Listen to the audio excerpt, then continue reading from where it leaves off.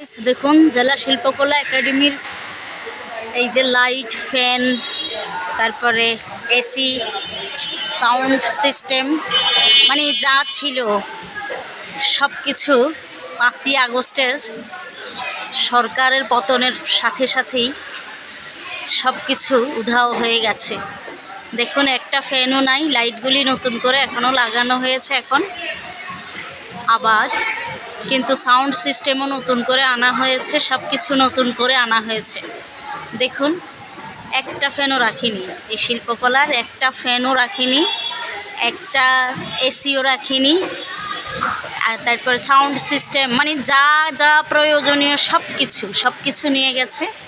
দেখুন মানে কি বলবো, যে একটা সরকারি প্রতিষ্ঠান যদি একরকম হয় তাহলে সাধারণ জনগণের অবস্থাটা কি হবে বলেন?